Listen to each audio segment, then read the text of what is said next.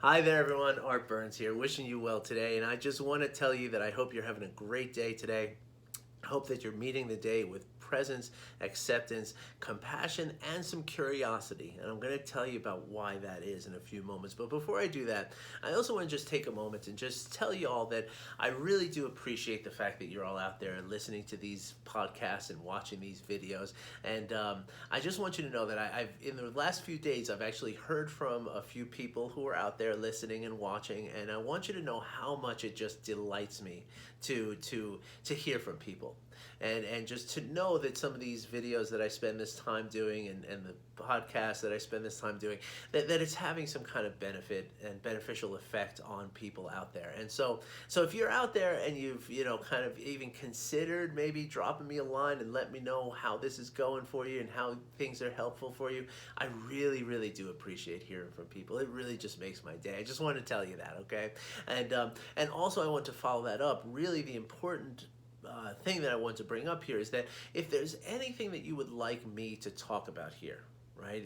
Whether it has to do with your parenting and how to be more mindful with your parenting, or it has to do with just struggles that you're having in your life, right? Like I would love to hear from you with suggestions or requests for anything that you would like me to cover. Okay, any way in which you feel that mindfulness can apply to what you're going through, let me know. Okay, I would love to do that. I had one person reach out a few months ago talking about how mindfulness and addiction kind of work together, and it was just so wonderful to do a little, kind of prepare something for that. So if there's anything else that you would like me to cover, I really encourage you to reach out and let me know what that is. All right. And so I was on a call this morning with one of my very amazing clients who's just doing amazing work and applying these practices and these concepts into his life to really take a huge steps forward in ways in that just everybody approaches these things differently. Just we all have our own kind of you know aspects of our lives that maybe we want to tweak, maybe we want to improve, maybe we want to get through things in certain ways. And it's always very it's always very fascinating to me and beautiful in a very beautiful way. It's fascinating how when we apply the concepts of just being present, being accepting of what is happening as it's happening, and we allow ourselves to allow compassion to lead us through these aspects of our lives. And then when we apply a little bit of curiosity to it, how just that becomes sort of the mainstay for how it can help so many different things in our lives, right? Like that's the constant, right? The presence, acceptance, compassion, and curiosity can really become just that sort of one thing that applies to just about anything that you might be going through. And so it's really, really fascinating how this works. And so anyway, as I was talking to my very, very wonderful client this morning, we were talking about how this tendency that we have as people, right? We have this tendency to think, okay, I'm thinking about this thing that's coming up. What could possibly go wrong? Right? And now again, this is not something that is a fault of yours or mine or anyone else, because we all do it, right? But this is a natural sort of process of the brain, right? This is part of our survival instinct, right? This is has everything to do with the negativity bias that I talked about even a few days ago.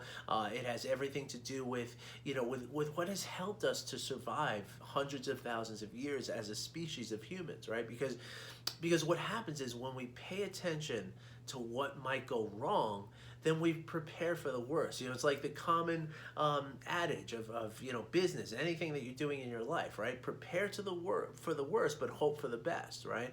And that's what we're doing, right?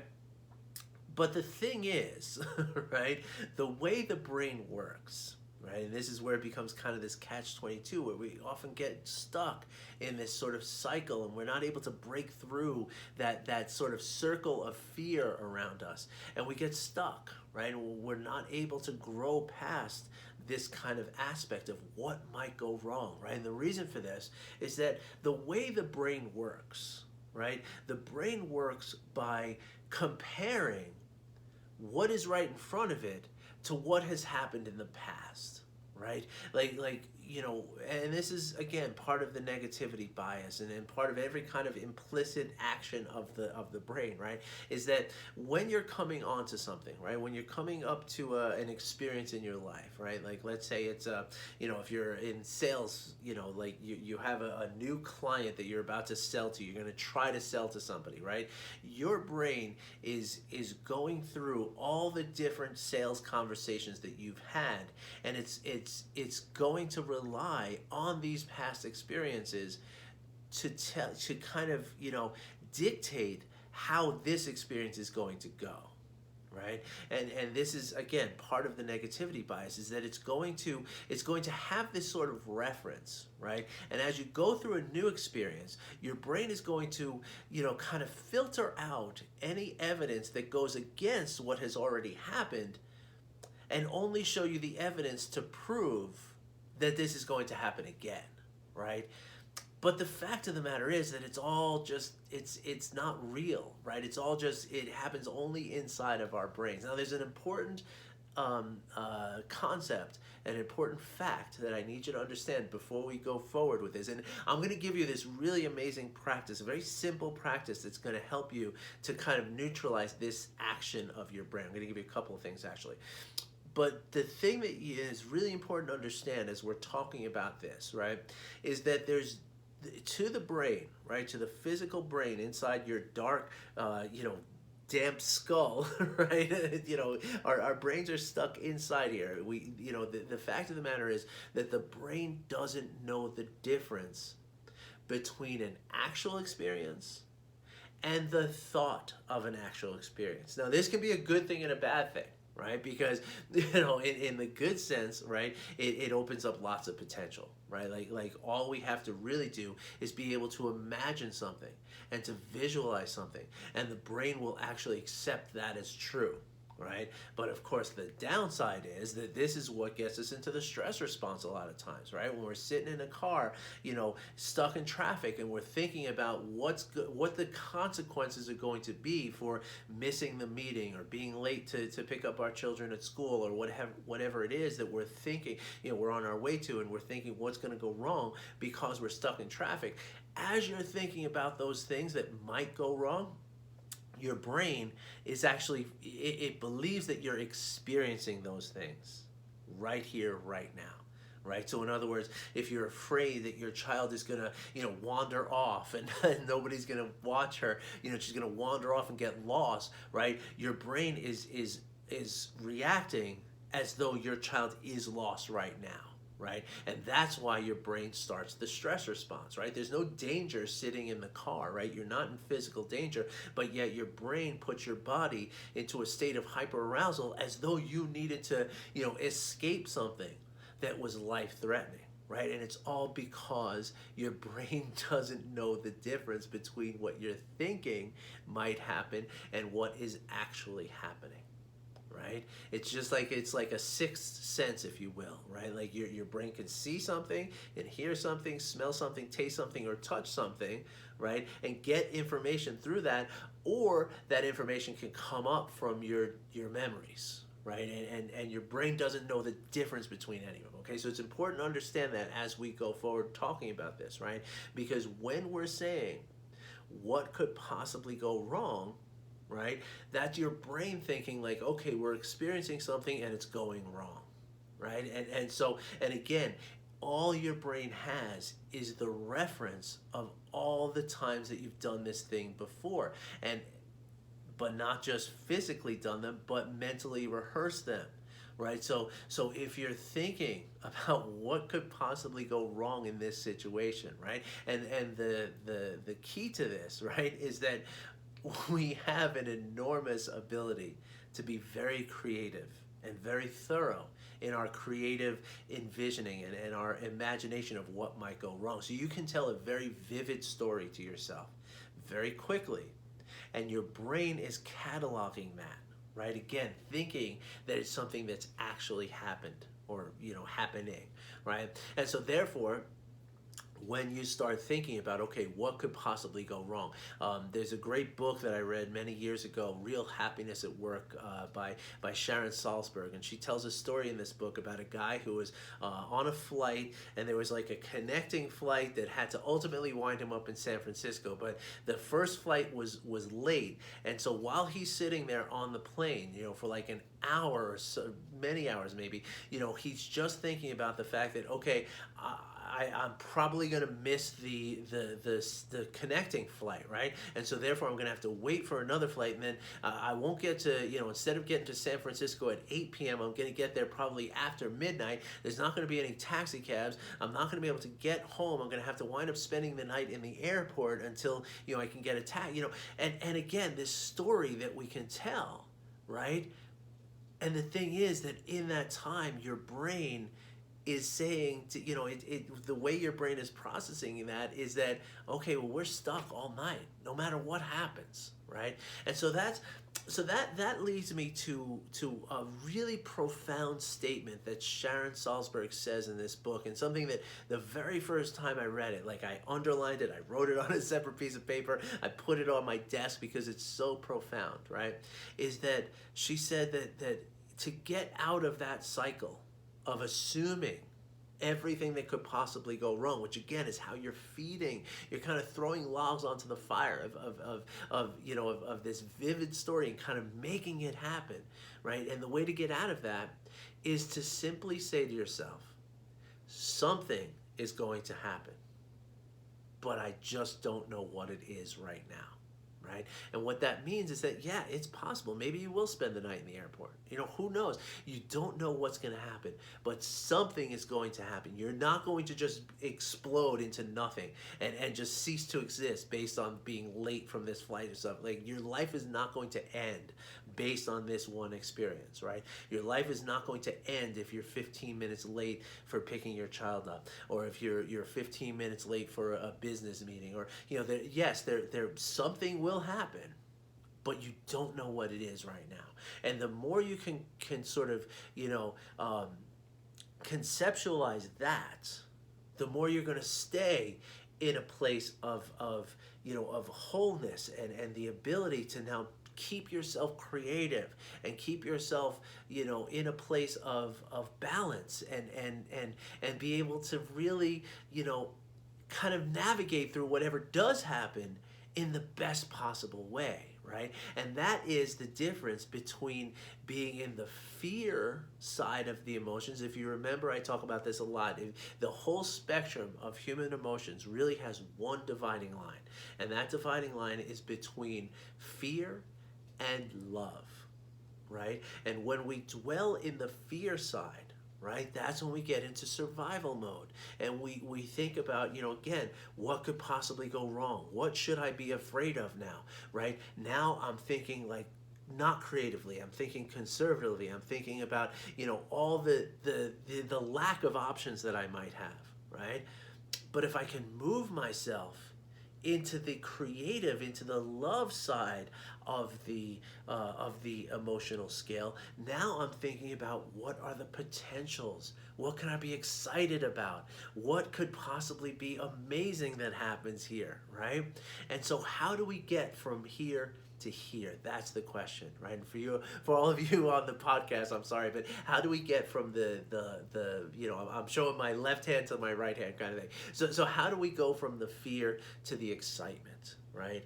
And one great way to do that, right, is not only being present, which helps, not only being accepting, right? I'm stuck in traffic. There's nothing I can do. This flight is late. There's nothing I can do.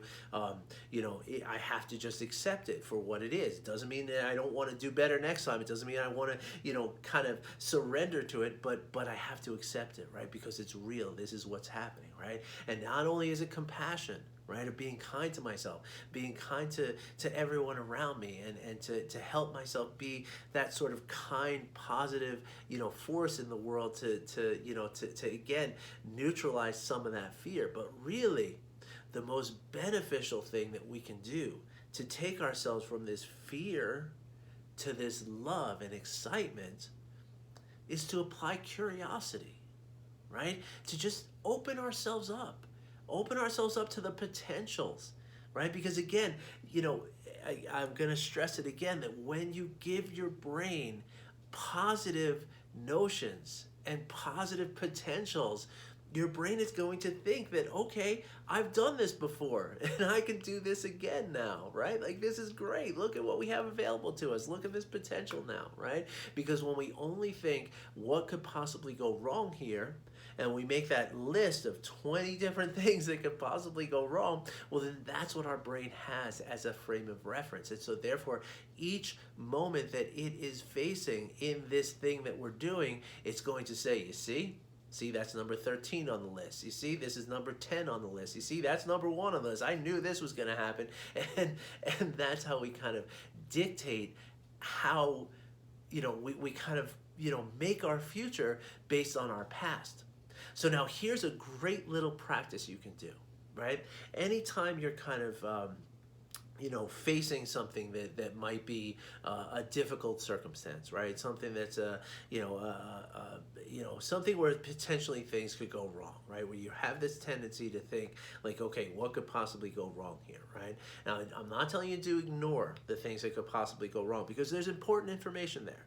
Right? There's very important information in what could possibly go wrong. And as we're planning things, we're planning a business thing or a child thing, or, you know, like you're planning your kid's birthday party at a roller rink, right? I mean, you know, yeah, think about what might go wrong, right? I mean, it won't hurt you to think about some of the things that could possibly go wrong if you invite too many people, or if you have, you know, if you don't have enough food, right? And things like this. Like, if you don't have the right amount of food and you have 13 kids who are roller skating and all they're having is sugar, well, then generally speaking, at the end of the 3 or 4 hour session, you're going to have some meltdowns. So yeah, have some pizza instead of just cake, right? or what have you, right? So don't ignore the things that could go wrong. But what I want you to do is a very simple practice, right? And I want you, because the stuff that goes wrong is going to be automatic, right? Like, we're going to automatically come up with that stuff. So you don't have to pay too much attention to that, because remember, where attention goes, energy flows, right? So if you're paying attention to just the stuff that goes wrong,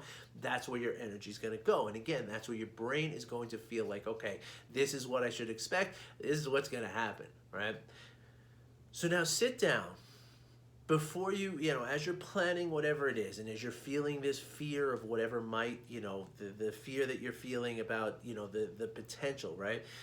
And use curiosity to bridge yourself. And in curiosity, make a written list. And I mean that, like, take a pen and paper and write it out of what could possibly go right. That's something we almost never do. Right? Because again, our brains are wired to think of the worst case scenario, because that's the stuff that might hurt us, which was very, very helpful 100,000 years ago, right? But it's not really that necessary now, right? Again, most of us, you know, as parents will kind of automatically think about the fact that, okay, if I don't have enough real food, you know, maybe some you know, vegetables or pizza or something like that, and all I feed these kids is cake and soda, then yeah, at the end of this 3 or 4 hours, there's going to be some very uncomfortable children involved in this situation, which means a very comfortable me in this situation. So you know, but that's going to automatically come to you, because that's the way your brain and your mind is going to tend towards, right? So what I'm talking about is balancing this out by writing out a list of what could go right. Right? Like just, you know, just envision, like, you know, okay, what if, you know, what if this happens that's positive? What if I have this amazing time? What if nobody has a meltdown? What if everybody has a great time? What if my daughter or my son, does a new skating thing that they never did before, and this is a life-changing experience. Of course, this is a very, you know, kind of silly example, right? But this can be applied to anything that we're going on, like that guy in the airport, right? Like what could possibly go right? Maybe there is somebody who's taking a cab to the airport, who's a worker at the airport, who's going to get dropped off in a taxi cab just as I'm coming out of the terminal, right? Like, maybe that could happen, right? What could possibly go right? Because what you're doing now is you're creating this potential, right? You're creating a potential for your mind to and your brain to see as something that, because remember, your brain doesn't know the difference, right? As you're writing 10 things down of things that could possibly go right, your brain is thinking like, wow, look at how great things are going here with this thing. Look at how amazing this is all working out. This is wonderful. This is beautiful. Like, we're having a great time here. Like, this has never been better, right? We're getting the clients. We're acing the birthday party. We're covering up for a 15-minute delay without no problem. It's all good, right? Because we got stuck in traffic, right? None of this stuff is hurting us because it's all going right. You're giving your brain this ability to see this potential, right? And how did you do it? Again, you used curiosity, right? You used the concept of openness and the potential of something. And you said, well, what if? Like I wonder what's gonna happen if everything goes exactly according to plan and everything happens exactly the way I want it to. If I'm just like Mr. Magoo walking through a construction site and every steel beam swings right in front of me as I'm taking that step onto it, right? I'm dating myself with that one, I know. But the point is though that envision it. It doesn't mean that everything's gonna happen that way, but what it means is that you're opening yourself up to that potential instead of guaranteeing yourself, in a way, guaranteeing yourself the negative potential. So try it out, okay? And I mean that. And if you have any questions, if this isn't really kind of, maybe you're having a hard time figuring out how to apply this to yourself, then yeah, get in touch with me, okay? Send me a message. Let's get on a quick phone call. Let's talk about this because there are ways that this can apply to every situation in your life, right? Because that's what we do, right? We think about what could possibly go wrong. And the problem is that we get stuck in that, right? And we can find ourselves hours, if not days, if not weeks and months and years later thinking about like, wow, look at how bad everything's gone for me, right? Anytime we can break free from that, we can pivot away from that, and we can move towards what could possibly go right, right? Because it's all potential, right? There's just as much chance of things working out as there are for not working out, but we pay more attention to the not working out, right? And where our attention goes, our energy flows. And that's how, again, visualizing positive outcomes can sometimes create positive outcomes. At very least, they open the potential for positive outcomes, where on the other side, we close off those potentials, right? We conservatively think, we lock ourselves in, we don't allow ourselves to be successful with things. And then we wonder why we're failing at things, and we wonder why we're not happy, right? So you have the power. This is an empowering thing, right? An empowering thing to use this curiosity, to dwell in the positive potential. And this is an empowerment for you to create the positive outcomes that you desire. So check it out and try it out and let me know how you feel about it, okay? At the very least, it's going to keep you away from the stress response, which is, again, going to open yourself up to the creative mind, which is going to mean that as opportunities arise, you're going to be able to see them and kind of optimize and kind of take advantage of them. Seize them. All right, folks. Hope this was helpful. I hope you enjoyed it. And again, if you have any questions or you want to kind of figure out how this applies to you, then hit me up with a message and let's get into a conversation. I would love to talk to you about this. Thank you for listening. I wish you well. I hope you all have a great weekend. And I'll be back again on Monday to talk about some more mindfulness and how this can really benefit our day-to-day lives. Take care, everybody. Have a great day.